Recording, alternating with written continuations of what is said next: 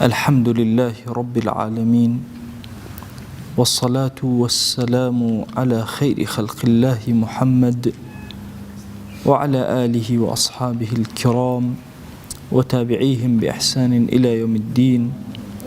ربنا أرنا الحق حقا وارزقنا اتباعه وأرنا الباطل باطلا وارزقنا اجتنابه. ربنا آتنا في الدنيا حسنة وفي الآخرة حسنة وقنا عذاب النار. بەڕێزان و خۆشەویستانم، سوورەتی تەوبە بریتیە لە سوورەتی کافرناسی و منافقناسی. لە ئاەتەکانی پێشترە ڕەب العالەمین صفاتی منافقینی بۆ باس کردین و صفاتی کافرینیشی بۆ باس کردین. لە دەرسی ئەمڕۆیە ڕەب العالەمین لە بەرامبەر ئەوەی کە منافقی پیا و منافقی ئافرەت هەن، بابەتێکی تر بۆ ئێمە ئەکاتەوە کە ئەویش ئەفەرمێ والمؤمنون والمؤمنات بعضهم أولياء بعض. ئیمانداران چنێر بن چمێ، هەندێکیان وەلاییان هەیە بۆ هەندێکی تریان. طبعا ئێمە لە مەسەلەی وەلایە چۆن ئەڵێن کێ عاشقە و کێ معشوقە، کێ ئەو کەسەیە کە خۆشی ئەوێ کێ خۆشەویستە، لەم ئاەتە پیرۆزە دیاری نەکرا. ئیمانداران بەعضێکیان و بەعضێکیان هەموویان لەگەڵ یەکترە، وەلاییان هەیە بۆ یەکتر. یەک بابەت هەیە لە مەسەلەی وەلایە، حەزەکەم لە خزمەتانە ڕۆشنی کەمەوە. زۆرێک لە کتێبەکانی عەقیدەی ئیسلامی کە کراون بە کوردی وشەی وەلاییان بە خۆشەویستی لێک داوەتەوە. وەلا گەورەترە لە خۆشەویستی. وەلا کەلیمەیەکی زۆر گەورەیە. جوزئیەتێکی بچووک لەوە ئەچێت لە خۆشەویستی لەناو مەسەلەی وەلایە هەبێ، بەڵام بابەتی نوسڕەت، سەرخستن، تەئیدکردن، ئەمان ئەکاتە وەلای حەقیقی، ئەگەرنە ناکاتە وەلا. چونکە مەسەلەی خۆشەویستی و ڕق ئەنواع و ئەشکاڵی هەیە، هەزاران پلەی هەیە لە دڵە. ڕەحمەتی خوا لە ئیبن القەیم بێ کە لە کتێبی مەدارج السالیکینە، لەو کتێبە بە درێژی باسی پلەکانی سالیک ئەکات، چۆن خۆشەویستی بۆ خوا دەرەبڕێت، چۆنە ئەنواعی جۆری خۆشەویستی لە دڵە هەیە. لە حاڵێکەوە بیگرە کە کەسێک لێی دەویجد هەتا ئەگاتە فەنا فی الله. ئایا مەسئلەی وەلا یعنی تۆ ئەبێ موسڵمانانە خۆش بێ؟ وەڵا جاری وا هەیە موسڵمانێکی خۆشنە، صفاتەکانی جوان نین، ناچێتە دڵەوە. طبیعیە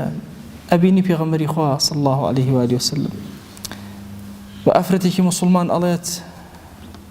ئەڵێت پیاوەکەی خۆتت ئەوێ بتگێڕمەوە،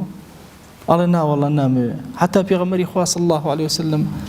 ئیلحاحی لێ ئەکا کە بگەڕێتەوە، ئەڵێ کوڕ هەم هەیە بۆی ڕقم لێتی ناگەڕێمە. باشەوە کاتە ئەوەی کە وەلایی نەبوو بێ. نا بەنمونە ئەگەر پیاوێکی موسڵمان ژنێکی نەسڕانی هەبێ، طبعا دروستە لە شەریعەتە ژنەکەت یەهودی بێ یا نەسڕانی بێ، بەمەرجێ منحەریف نەبێیان لە دین لایەن نەدابێ، چونکە یەهود و نەسەڕاش ئەنواعی هەیە. ئەم کەسە خێزانی خۆیەتی خۆشی ئەوێ، لە عینەن کاتە ئەبێ وەلا و بەڕائیشی هەبێ. کابوو وەلا و بەڕا تەنها کەلیمەی خۆشەویستی دانان لە بەرامبەری هەڵێ، ئەوە تا لەویا خێزانەکەی خۆشیشی ئەوێ، بەڕائیشی هەیە لە دینەکەی، واتە نوسڕەتی ناکە بۆ ئەوی مەسەلەن مەسیحیەتەکەی سەرکەوێ، یەهودیەتەکەی سەرکەوێ. ئیمانداران لەگەڵ یەکترا پێکەوە بعضهم ئەولیاء بعض. لە منافقینە ئەگەر دیقەتتان دابێ فەرمووی بعضهم من بعض، فەرمووی المنافقون والمنافقات بعضهم من بعض. لێ وای فەرموو، لێرە فەرمووی بعضهم ئەولیاء بعض. عولەما فەرموو فەرقەکەی چییە؟ یعنی منافقین هەر هەمویان یەک مستەوان، فەرقیان نییە. ئەو خوبثەی لە نیفاقا هەیە هەمووی وەکو یەک، ئەو پیسەی لە نیفاقا هەیە وەکو یەک. بەس لە مەسەلەی ئیماندارەوەها نییە. ئیمانداران چۆن میوەکان ڕەنگیان زۆر و گوڵەکان بۆنی جوان جوان و بێزەبت بە هەمان چەشن، ئیمانداران هەر یەکە و تام و ڕەنگێک ئەدا. و ئەم ئاەتە پیرۆزە بە نەوعێکی تر پێمان ئەڵێ کە نەسڕەتی براکەت بدە بەشێکتان. یعنی چی؟ یعنی هاوکاری بە هەڵەیەکی کرد بۆی ڕاستکەرەوە دوعای خەیری بۆ بکە ئەمە ویلایەتە بۆیە تۆ کە دەست بەرزەکەیتەوە دوعاکە ئەڵێ اللهم اغفر للمؤمنين والمؤمنات ابن تەیمیە ڕەحمەتی خوای لێ بێ فەرمێ هەندێک گوناه هەیە بەسەر ئینسانەوە خوا قەت لێ نابورێ ئیلا بە دوعای ئیمانداری تر نەبێ هەندێک گوناه هەیە خوا لێت نابورێ بەڵام ئەبینی موسڵمانێکی ڕەشپێز لەو پەڕی دنیا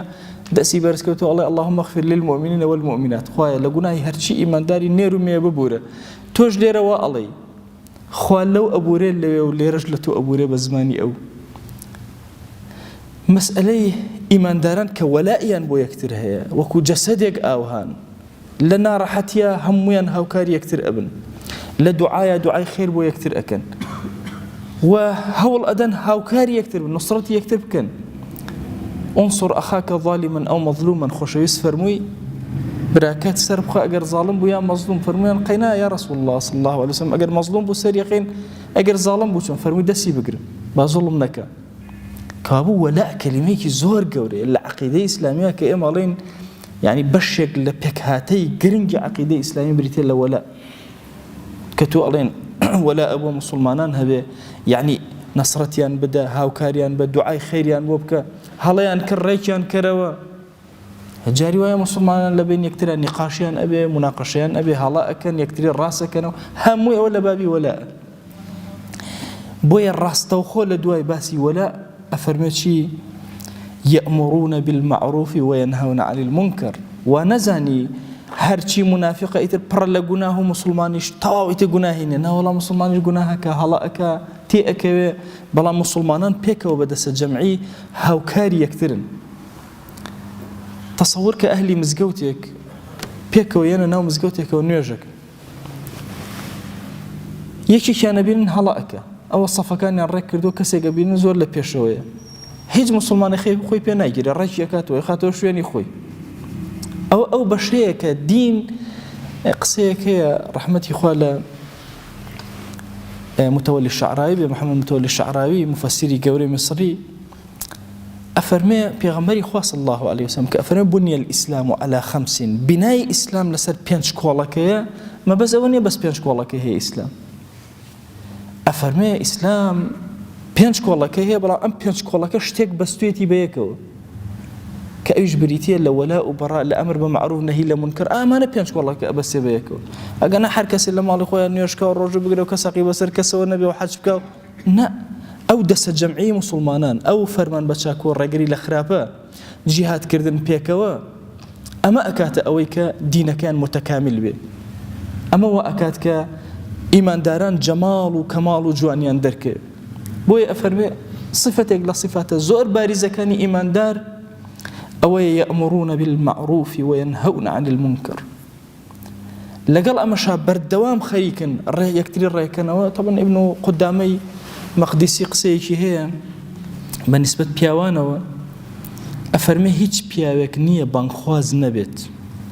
هيج بياوك نية چونکە پیاو هەندێک تەکلیفات لەسەرەتی زۆر گەورەیە برایەک تەکلیف لەسەر شانێتی لەگەڵ خوشکەکانیە مامەڵەیەکی جوان کە و داوا بانگەوازیان کە باوکێک لەگەڵ مناڵەکانیە مێردێک لەگەڵ هاوسەرەکەیە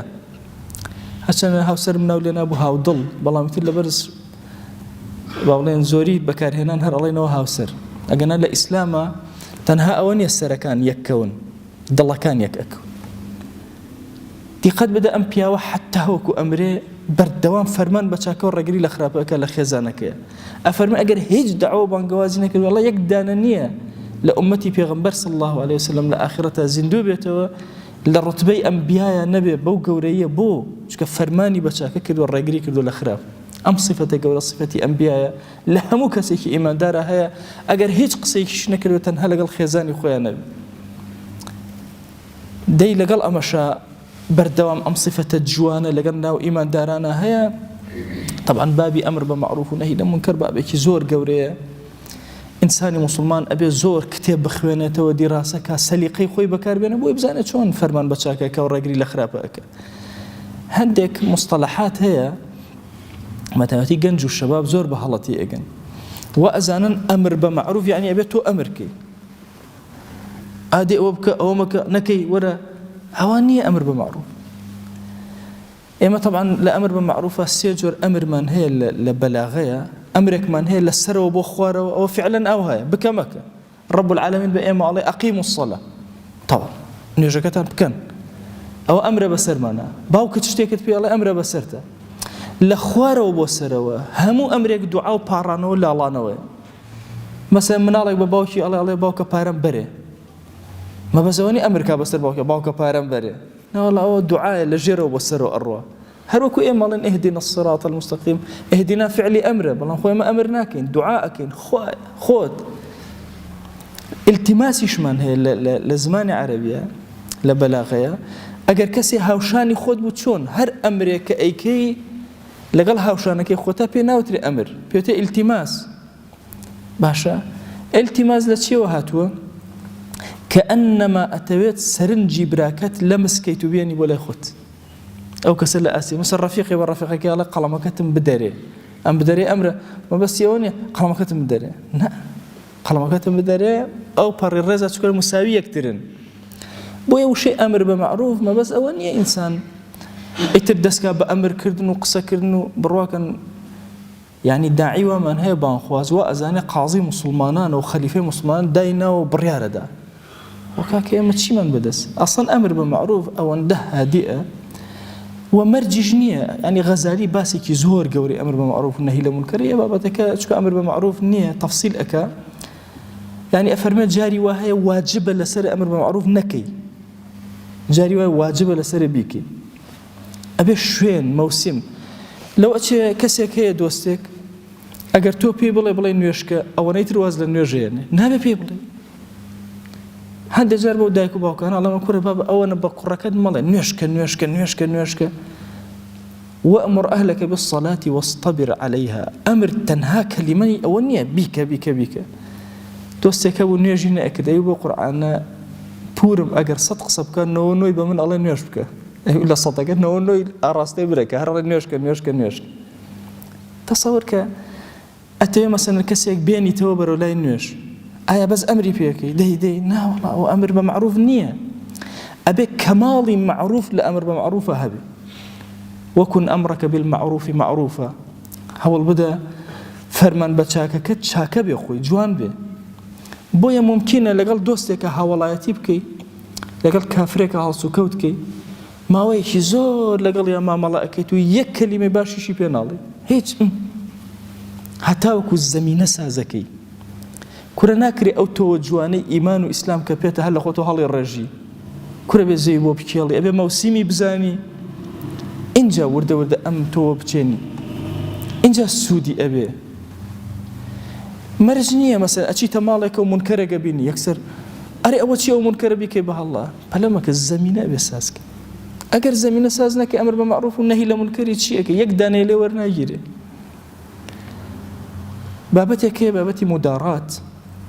بابتك زور قوري للشريعة الإسلامية مسلمان بزانة شون مداراتك لغل كافرة لغل مسلمانة لغل دايكو باوكا لغل بزانة شيئك لا فنوني دعوية هاتوا تؤتي دعوة بانقوازي كسبكي ممكنة بين صال لغل يا خريق بإنجا بيقين تأويك توقسك عين تو ورقري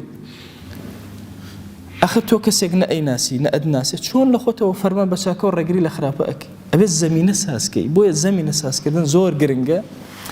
يكيك لو هلاني كلا صحوي إسلامية وبتواتي بس جنجاتي أبر الزمينة سازناك قسكاني خويك هلايا هندي جار أصلا لو أشي خوبي غنبري خوا صلى الله عليه وسلم بخوي تو بدرو بخيرنا وإمام علي صحيح بخاريها تو أفرمي حدثوا الناس بما يعرفون هل لم بابته قصي بو خلق كان حديث بجرنا وبو خلق كخلق أشنا بي أتريدون أن تكذب الله ورسوله أريتانو خو بيغمبري خو صلى الله عليه وسلم بدرو بخرينا أن يكذب الله ورسوله كخو بيغمبري خو صلى الله عليه وسلم بدرو بخرينا أو تاني شتي غريب ملن بو خلق ويخلق بزانه شون ما ملائكة وشون وري أجريلت بوي أمر بإيمان داران كلا بيني كافر أما لبيني كا ها تجاي كافرك أبي شون ما ملي لقلاك مسلمان قبيلين لمزقوتها الله هي ما يكبه الله لي تحمل نرم هادئ بوي ركرو أما صفتي جواني إيمان دارنا بوي أمر بمعروف ونهي لمنكر وشيء أمر ونهي لبروي أودو مقاميتي وخوشي سيبش إمش تنها بيك بشتي أجين زور كاد أو هلا يرو أدا بوي إنساني إيمان دار أبي زور أجي لبي لقل أوائم ولي يكترين ولا يتواما بوي يكترين هر مسلمان لهم أم سري زوي تا أو سري زوي هر فكرة يجي مدري أو الصوفية أو السلفية أو حزبية لا حزبية نازانم شي ليكر لوان أما إيمان دارة أصول إيمان لدل يتسبيو أو عقلي توي أم مسلمان الدركة أو دركة أو دركة أو عقل هتا بتشكتر بخلق زورة الدركة لا ورا ما دام أصول إيماني أمان هم إيمان دار رب العالمين لسرت شيء أمانة محاسبة أكا تو محاسبة خلق ماك بيدر دس خوا تو كاركي خود جيب جيك فرمان بچاك كالرجلي لخرابك أما لبين خومانه كابو مسلمان خرابي هي بويتو نهي لمنكركي منكرك إبا منكر بك شيك تو إيشكي تو أما شون منالكي خود صجر منكر أكاتو هول أدير ركي كيتو إيمان داركي تريش أو هاي أهلي مزقوتك أو هاي لقل أما أم صفة جوانيان إيمان داران تياو قد فراموشي ناك فرمان بچاك والرقري لخرابا بقاي أمة لسر أو دخالي حتى لبين يكترها هول بدين يكتر ركينو أزان جاري ويا فرمان بچاك تنها دعاء بشو للسجداء مسلمان بيني هلايكي كردوا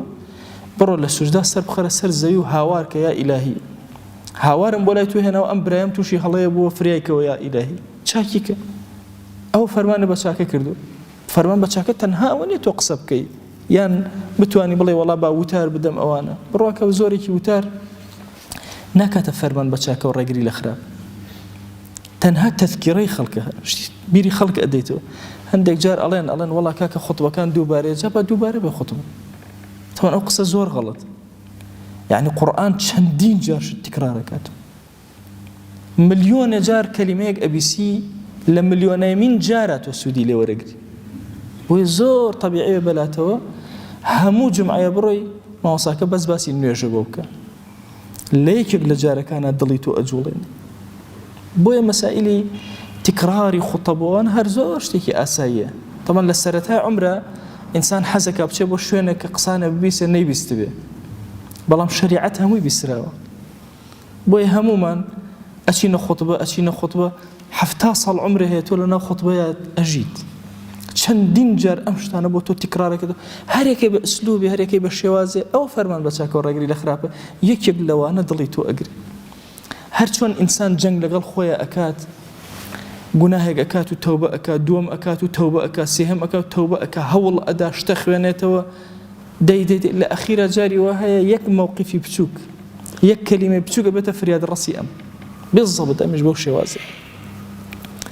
جاري وهي خطبة كم يجود لخشوع بوا ما هيش الله بخوا هيج لذت من الخطبة انك لا دوما لا سيما لا ديما لا أخيرا سودي لي ورا قريد الله كد أقري دواي أما يفرمان بتشاك ورا قريد لخرابة أكن كرة صفتك زور عجيب لنا وأم إيمان دارنا هي يقيمون الصلاة نجرا أقرن نجرا أقرن ويؤتون الزكاة زكاتيش أدن أم دائما عرزم كردن جارك إقامة الصلاة بيواندي خود وخوات شون ريكيتو بالنيوجكت بيواندي خود لقل مروفا كانا بزكاتكت إيمان داران شون ولي يكترين يكيق لوانا أو يك الزكاة بيكتريت صدقه وخير وخير لقل يكتراك بريكي جيان كأوستيو استقامة للدولة الإسلامية بريتي لو صدقه وزكاتي كمسلمان أيضا بشيكي زور لكاروباري مسلمانان وقف إسلامي ببري ولا دولة مسلمانان بوي أمدو آياتا أفرمي ويقيمون الصلاة ويؤتون الزكاة إقامين يوجكان ينبباشي أكن وزكاة كانش ينبباشي در أكن باسي يؤتون بوكردن بس سهلي دس يعني يتدر وزكاة كان يندر شكو شيء إتيان يعني هاتن بالسهولة بأساني كسكبه يعني بأساني زكاتك دركنوا لضلي خواني دركنوا أي بخش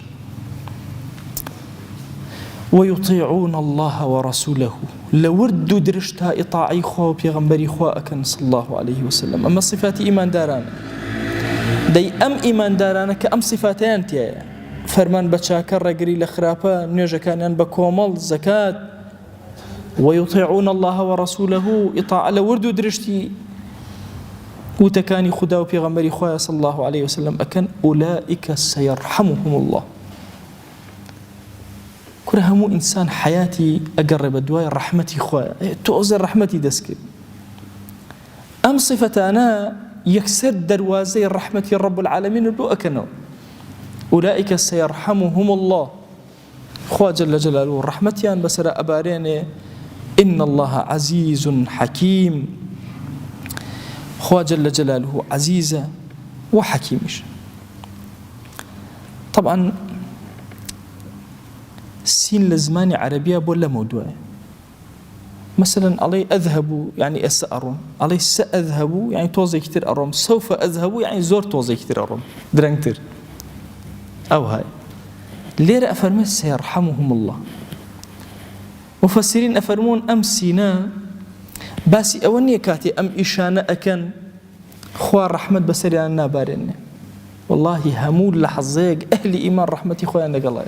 بتأتي رحمتي خاصي خوا أو رحمتك عامي خوا هي بوسر كافر هي بوسر مسلمان هي بوسر آجل هي بوسر هموي هي بس رحمتي خاصي خوا لهمول لحظيك هي بوي أفرمون أم سينا ليرة سينك نية بولا موضوع سينك وكنا سفي أفرمي مفيدة وجود الرحمة إفادك أويك هر لو لحظة أخوة الرحمة بسري أنا أبارن بلام كاتك لك لخزمة آياتك شاء وستي أجر مسلمانان يكيق لم خالانان فراموش كرت للرحمة إخوة دوركونا راسا رحمتك خصوصي إخوة هي جل جلاله رحمتي نصرتي مسلمانان بهو أو كإيمان داران أم صفة جوانانا لخوانا جيبا جيكا خوا جل جلاله عزيزة حكيمة هموشتا كان لجيكي خويا دائن عزة هرهم يبو أو دي أم إيمان داراني كبم شوازل لجيانا ما ملاءكا أو يكتريان أو ولائيان هي بو يكتر وعد الله المؤمنين والمؤمنات جنات تجري من تحتها الأنهار خوا جل جلاله وعدي داوى بم إيمان دارا نيرو ميانا كومل بهشتيان أداتي تجري من تحتها الأنهار لجير أم باخو بستانيا چندين الروبار أنهار يأتوا الرؤى لبن بيانا خالدين فيها بردوام اشتيان أولي اللحظة يقلي ابن برون لا خالدين فيها ومساكن طيبة طبعا أقر بهشت مساكيني تيانا أبو إسراحاتي تيانا أبو جنات شويني باخبا طبيعتي إنسان أو هر استبينا بيش شاي وخود إنسان كالدولمان أبيت شيك طبعا كفقير للادي رأك كالدولمان أبيت وبولادي طبيعتي إنسان أو هاي بو طبعي أو هاي خواجة لجلال بو بهشتي دروس كردوه حزي لباخيك هي سيبريكي جوانية بي أو بجيريا بروا لنا باخ كش حزي بس هي خانوية بكاتو ورده خانوية كي جكاتو دوای حەزی بەچی وڵا بڕێ ئەسپ و ئینجا مریشک و قەلی جاران و وردە یێتەوە بۆ چونکە طبعی ئینسانەکە ئەوهایە بالضبط ئەبەو شێوازە بۆ قۆناغاناتی ئەپەڕێ حەزەکە لە باخەکە کەسێکە بێ خزمەتیکە بالضبط چه خزمەتکارەگرێ سبحان الله كأنما بهشت لەگەڵ ڕۆحی ئینسانە بالضبط بۆیە ئەفەرمێ ئەم ئیماندارانە خوا وعدی داوە کۆمەڵێ باخ و بێستانی گەورە گەورەیان پێ ئەدا ڕووبارەکان لە بنی ئەڕوا هەتا لەوێ ئەمێننەوە لەگەڵ ئەمەشە ئەگەر لێرە ماندوو بوون شوێنە تریان هەیە و مەساکینە طەیب هەر کەسە شوێن و مەسکەنی خۆی هەیە نە مەساکینە طەیب چەند مەسکەنی هەیە چونکە طەبعی ئینسان ئەوەیە ئەگە خانوویەکی بێ حەزەکە دوانیە بێ حەزەکە سیانیە بێ وی خۆی گەورە فەرمێ و مەساکینە طەیبە وشەی طەیبەی بەکارهێناوە طبعا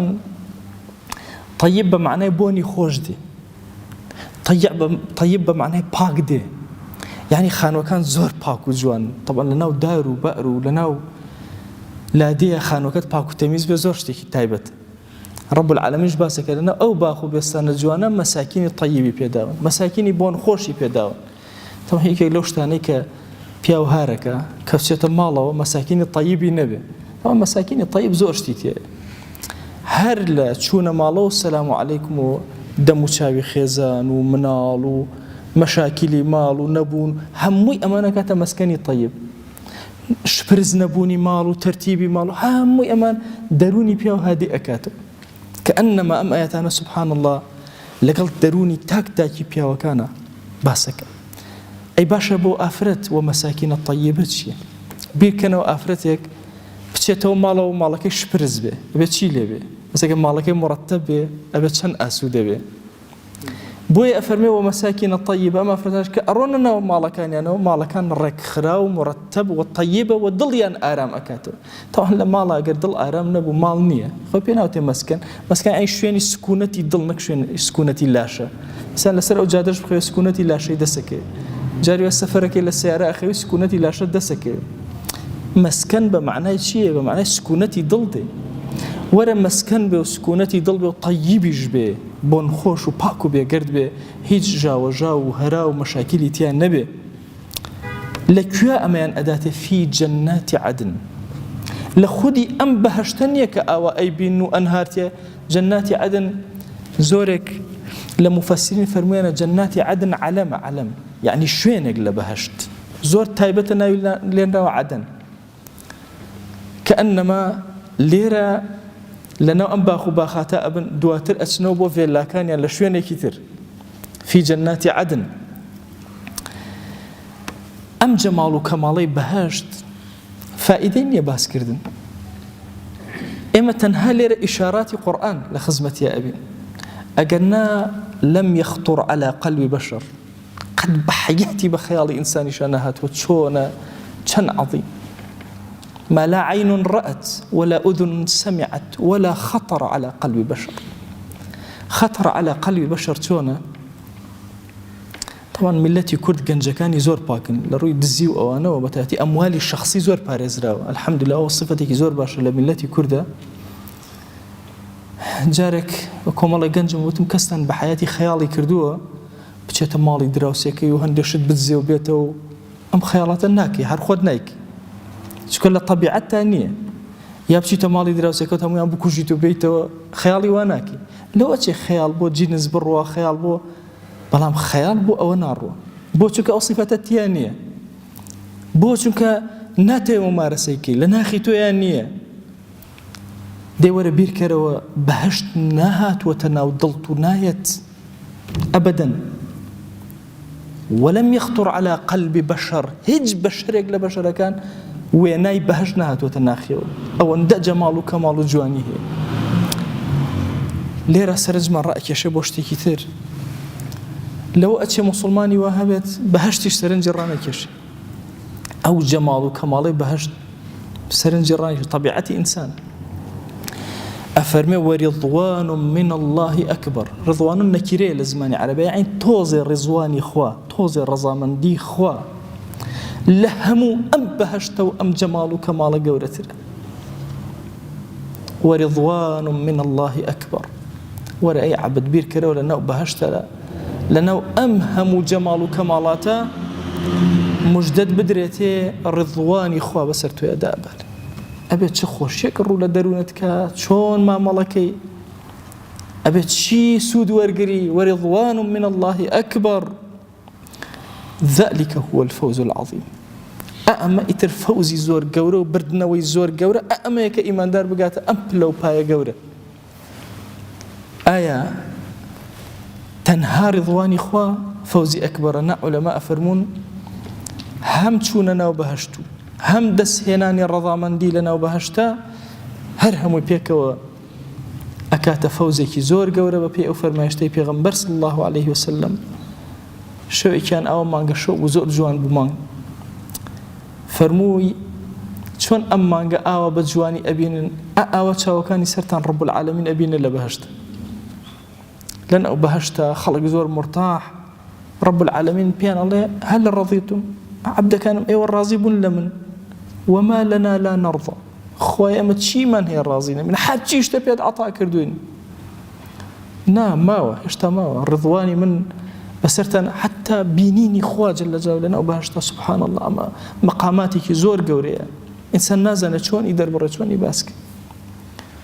بۆیە ئەم ئیماندارانەی کە ئەوان لەگەڵ یەکترە کە وەلا لەگەڵ یەکترا بەکارەهێن طبعا إما دائما جنج براء بكاريانه ولا إنية ولا أويا ياك مسلمانية لسر عدم نصرة رق كينا غيبت نازم شي اللي جاكيبو بيته جاكي نهبته نه أجد جاكيبو لدلي تويا لدلي منا وخلل من هي أو عقيدة ما دانا مزرعة أو ولا أتينا جيشتو أمدو آية بيروزك أمر لخزمتي أنا أبوين بس إيمان داراني بوكردين كوابو أم سورة توبيا لقل أو باسي كافر ناسي بوكردين منافق ناسي بوكردين بي ناسان دين على إيمان داري راستقيناش أأميا وباداشتكشي أمي خواهي جان داوال لي أكين بناوي جوانت بصفتي برزة باسم عظمت بما نجر لو عبداني كتوليان راضي أبي خواهي جان رضامندی تو للای ئێمە لە هەموو شتێک گەورەترە یا ئیلاهی ڕضامندی خۆت بەسەرمانە ببارێنە دڵمان پەیوەستی دینەکەت کە یا رب العالمین ڕق و کینە و بغز لە دڵمانە بەرامبەر بە هیچ مسلمانێک مەهێڵە یا ئەکرەم الئەکرەمین خوای داوات لێ ئەکەین بە ناوی جوانت بە صیفەتی بەرزە بە ئیسمی عەظەمت خوای گیان وەلایەکی قایم لە دڵمانە دروستکە بۆ ئیماندارانی سەرزەوی یا رب العالمین خوای بمانگێڕە لەو عەبدانەی فەرمان بە چاکە ئەکەن و ڕێگری لە خراپە ئەکەن بمان جر لو عبدانيك لمقيمين صلاة حسابيان بو أكره خواه بمان جر لو عبدانيك إطاعي خواه وبيغنبري خواه أكن صلى الله عليه وسلم خواه بمان جر لو عبدانيك تو رحمتي خود بسريانا دا أباريني بخواه پروردگارا شرمندين عبداتيك من يبو توي برسكينوا هاوار اهينين بولاي رحمتي تو خواه رحمتي خود بسرمانا ببارين خواه تو عزيز وحكيمي رحمتي خود بسرمانا ببارين إلهي أما أمش وتاريك ما رونا كردوا بخزمتي أم آية بيروزانا دا إلهي لبهشتكي خوتا كومان كروا يا إلهي رزواني خود بسرمانا ببارنا يا إلهي داوال لي أكين بناوي جوانت بصفتي برزة باسم عظمت قبول مانك خوايا قبول مانك خوايا قبول مانك بو خاتينا وجوانا كان خوت بأمتي بغنبري خوا صلى الله عليه وسلم قبول مانك يا إلهي هلا من زورة كمكري من زورة شبهات والشهوات زور من بو أهين يا إلهي سپارده لأيتو زيانا بوا إيماني خو من سپارده إتو أكرت يا إلهي روشتي خو من سپارده إتو أكين يا إلهي داوار لي أكين بقوري خود إسلامي خو من سپارده إتو أكين إيماني خو من سپارده إتو أكين زيمان مكا يا رب العالمين خو أسپارده قد لأيتو زيانا بوا ومنالي أمتي بيغمري خوا صلى الله عليه وسلم هر همو يا سپارده إتو أكين يا رب العالمين بهانا منور يا أكرم الأكرمين لم فتنة وفساد رزقار مانك يا رب العالمين آمين آمين والحمد لله رب العالمين وصلى الله على سيدنا محمد وعلى آله وصحبه وسلم تسليما كثيرا أبدا إلى يوم الدين خوي يقول لقناهي من شو يجبور إخوة لمن قبولك